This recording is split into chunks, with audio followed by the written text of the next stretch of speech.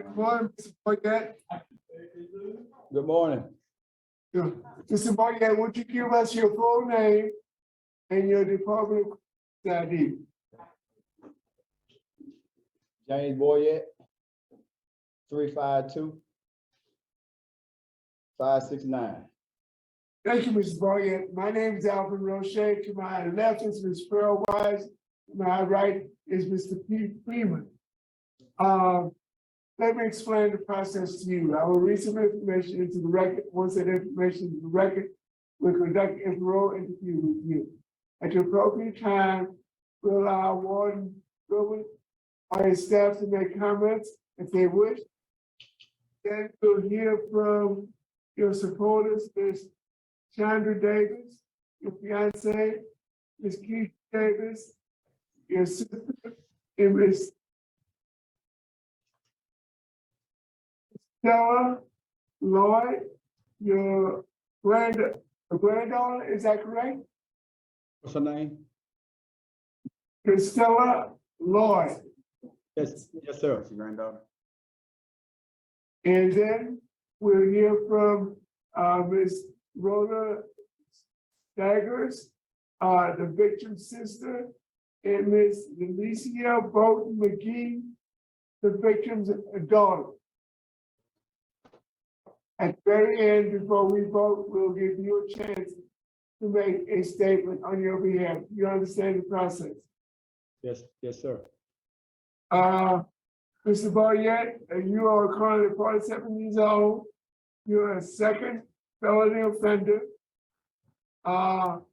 Your offense is a distribution of cocaine, and you were sentenced on October 28, 1999. Also, armed robbery. Also sentenced on October 28, 1999 for the distribution of cocaine, a 15-year sentence. And for the armed robbery, you received a 60-year sentence.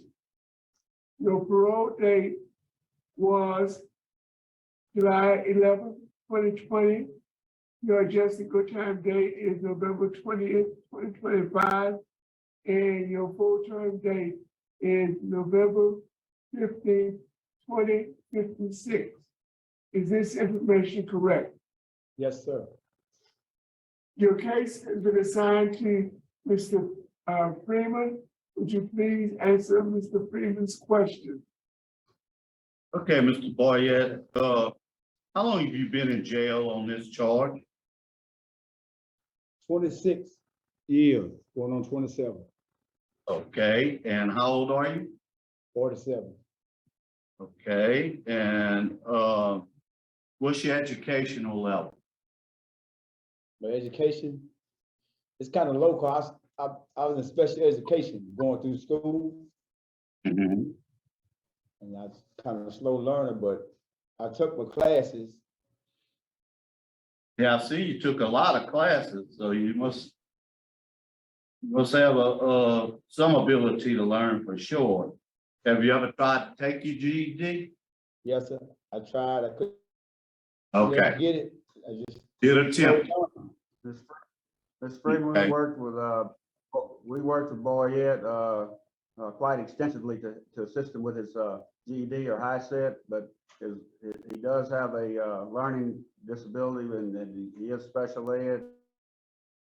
Or he was special ed in the public school. We had SSD1 working with him here, and he was just unable to complete that process.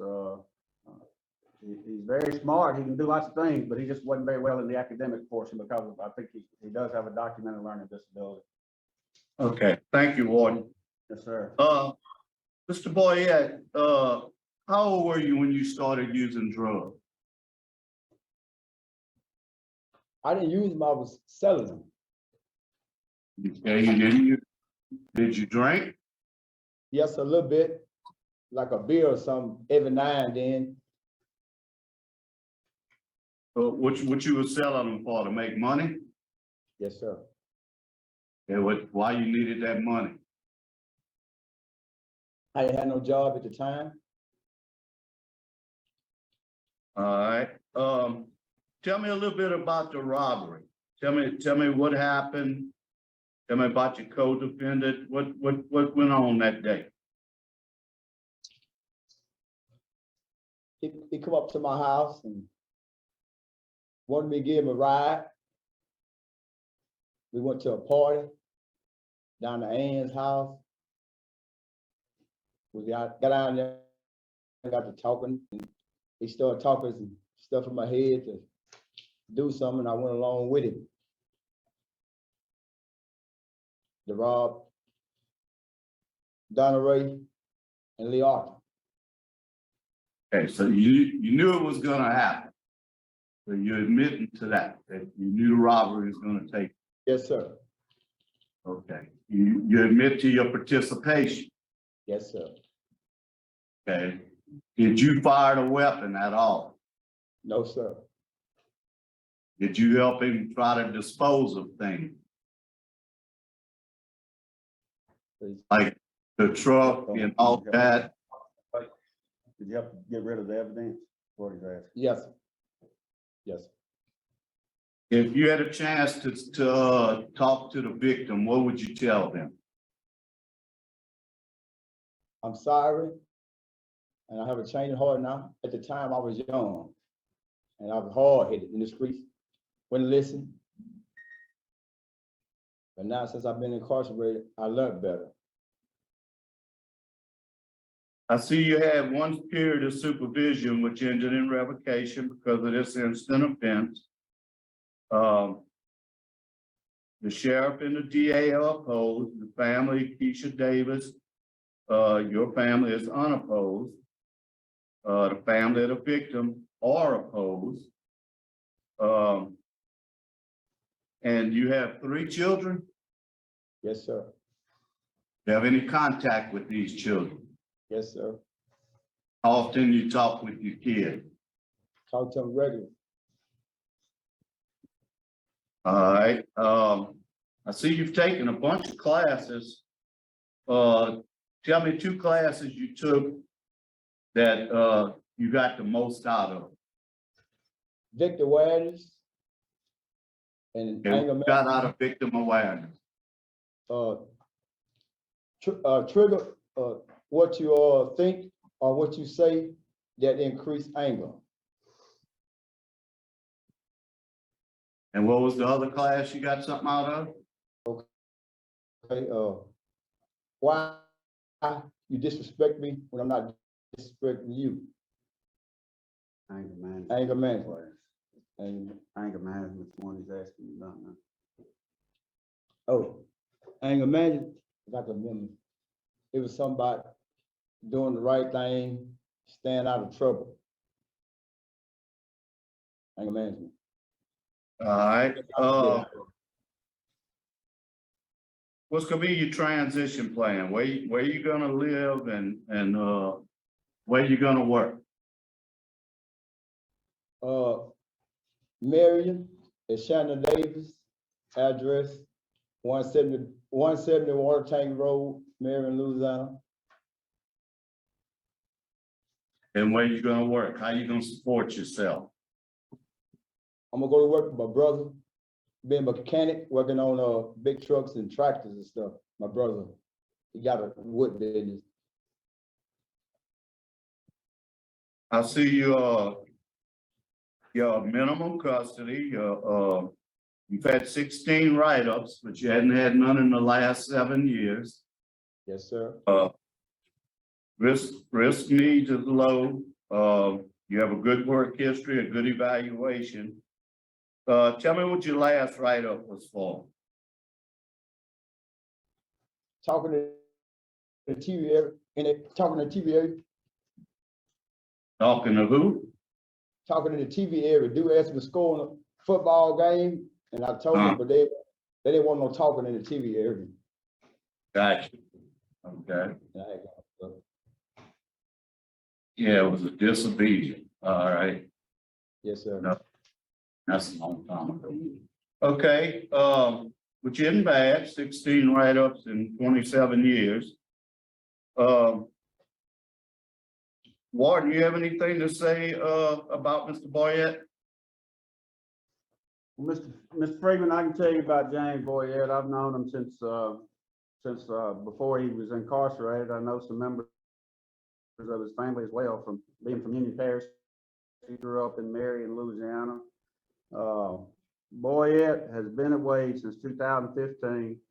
He made trustee in 2017. He's had an excellent track record during the time he's been at Wade. His last write-up was in 2016. Y'all talked about that a little bit ago.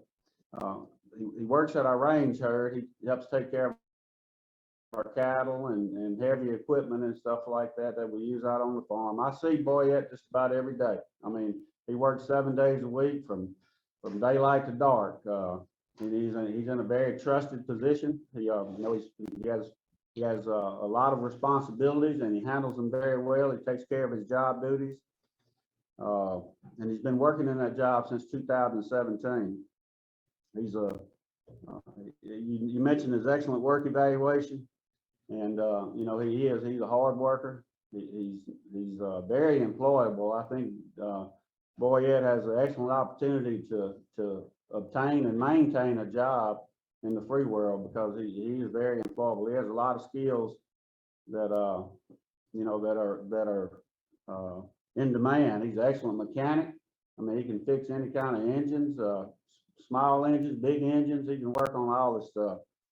And he's had all of his good time restored that he lost in 2007 in his early incarceration. All of his good time has been restored. Plus, he's earned an additional 435 days of CTRP credit that's been applied to his release. And he's currently, his adjusted release date is November 20th of 2025.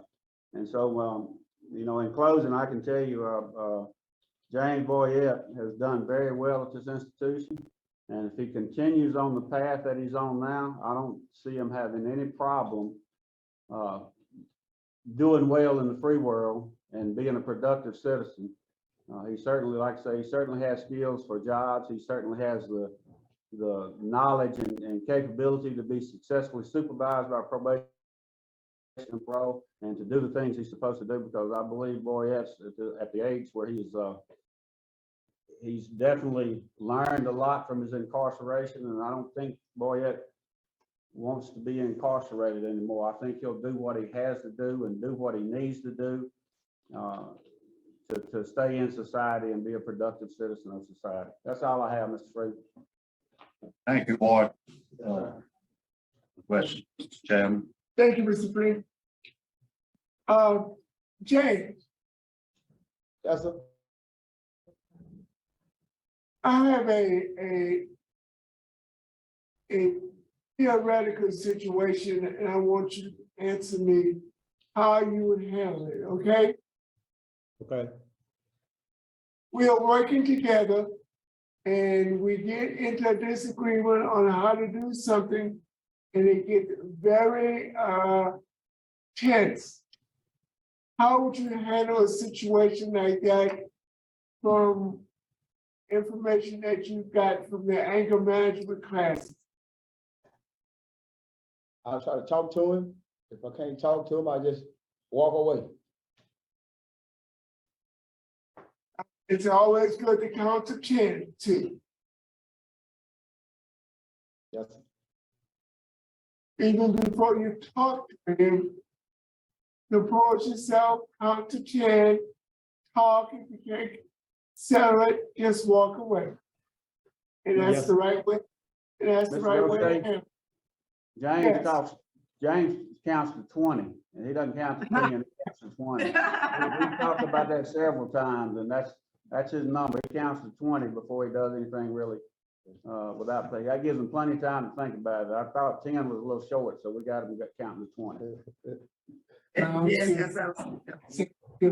At this time, we would like to hear from Ms. Sandra Davis, your fiance, Ms. Davis. Yes, Davis, would you please give us your name, your relationship to the offender, in a brief statement? Shonda Davis, and my soon-to-be husband.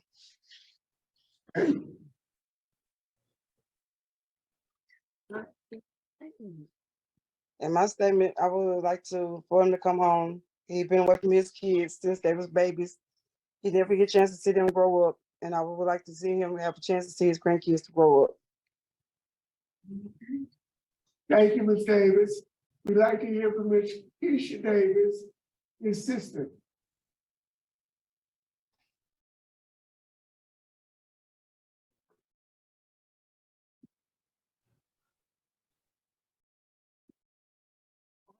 Okay, Ms. Davis, Ms. Davis, I see that you don't want to speak. No. Okay. Ms. Contessa Lloyd, your granddaughter? My name is Ariel Williams. I'm his granddaughter. And what's your name? Ariel Williams.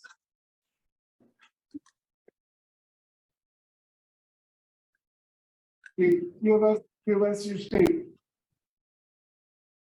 I feel like my grandfather has paid his dues for his past mistakes. He has missed his family his entire life, and all of his kids have graduated, and I graduate next year, and it'll be an honor for him to be there on the front row seat. And if it's God's will, he'll walk free, and he'll be able to raise his grandchildren and spend the rest of his life with his family. Thank you, ma'am. We appreciate you being here. You are. At this time, we'd like to hear from Ms. Alicia Bolton McGee, the victim's daughter. Ms. McGee. Yes, sir. God bless you all this morning. I am the youngest daughter of the author Bolton. And I was sitting here listening. I thank you, first of all three of you, your honors, and those who are here today to take the time out to come and support. It's very important to have a support team. I pray you all can hear me. I think it's so important. So I was sitting here listening to each statement. I didn't know the flood of feelings that would come back because it has been quite a while since the loss of our father.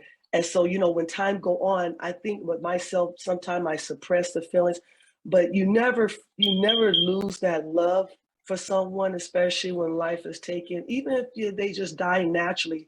Although my dad never had the opportunity to die naturally, and being in a position that I am, because now I'm a pastor, and before I was a pastor, my belief system in Jesus, it helped me get through a lot of this and be there for my family. The hardship, to see Brother Boyette's family and the supporting his grandchildren, that's a blessing because he's alive to see it. And I pray and hearing his granddaughter, to be there, that support system.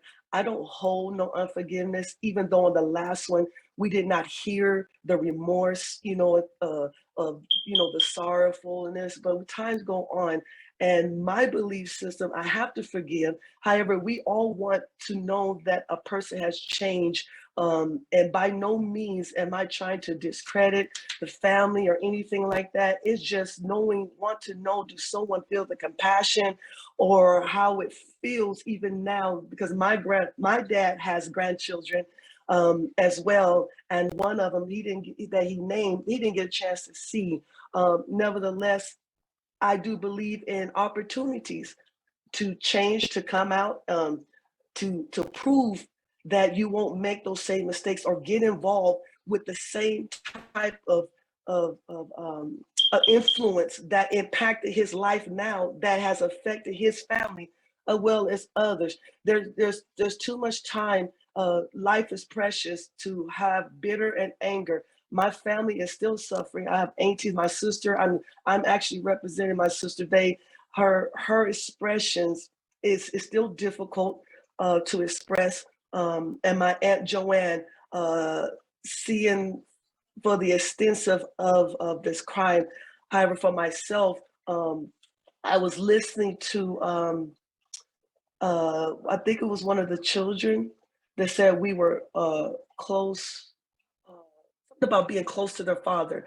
Oh, that he had not been there, for his children and whatnot. And my dad, whom I know they knew, he loved his family, he loved his children, and we communicated each and every day.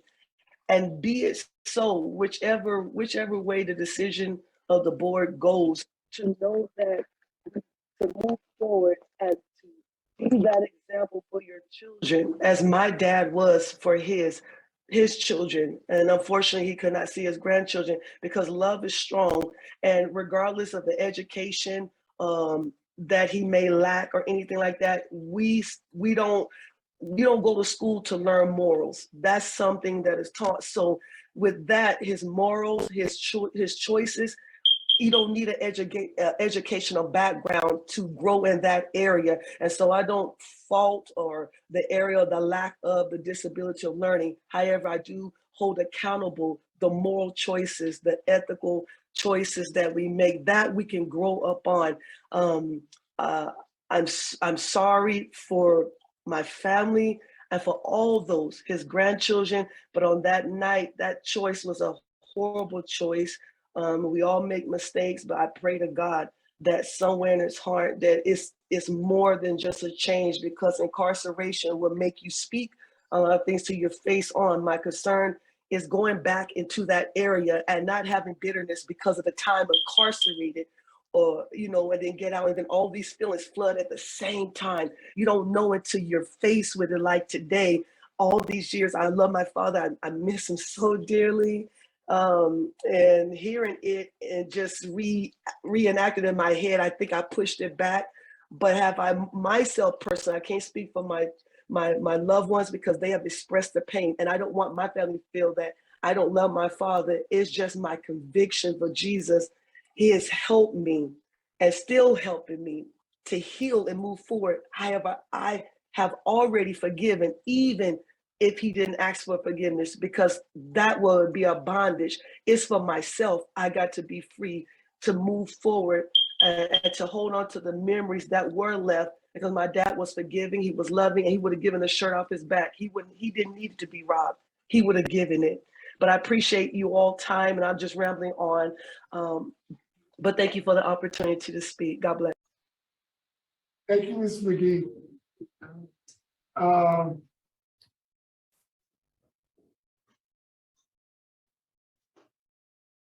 Mr. Boyette, would you like to make a brief closing statement? I want Donna Ray family and Leota family, know that I'm sorry. I have a changing heart now. I was just young at the time. But now I learned to stay away from the wrong people. Mr. Boyette, is the panel ready to vote? I'm ready. Mr. Freeman. First off, I really appreciate the comments of the victim, Ms. Bolton. And you could tell they were from the heart, and they mean a lot to us. Mr.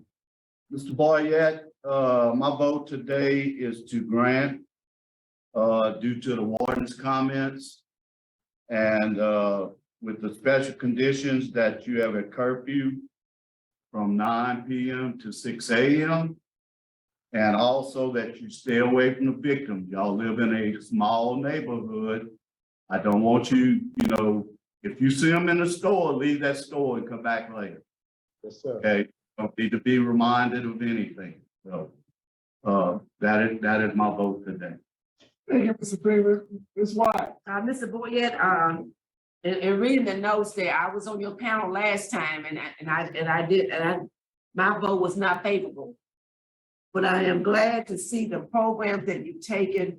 I'm glad to hear the reflections that you got. You really read some. I don't think you're gonna be a follower this time because of the programs and the way that you express yourself. You stepped into your own.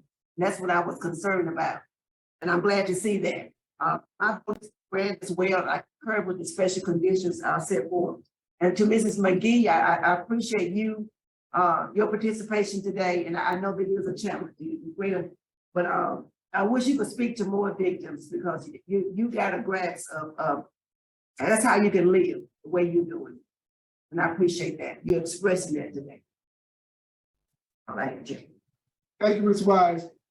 First of all, I'd like to thank Pastor McGee for her presentation.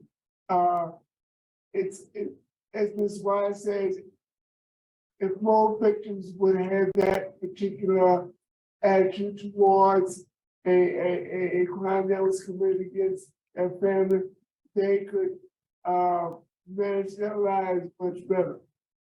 Mr. Boyette, you have received 2 votes to grant your request for early release.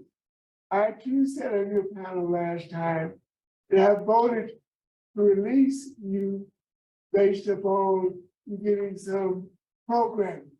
You've got that programming, and basically, positive remarks toward good one, good programs, low risk assessment, a good transition plan, and you have great vocational skills.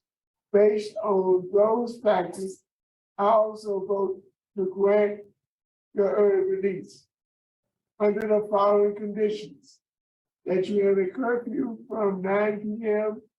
to 6 a.m., that you do community service 3 hours a month, and that you have no contact with the victim's family.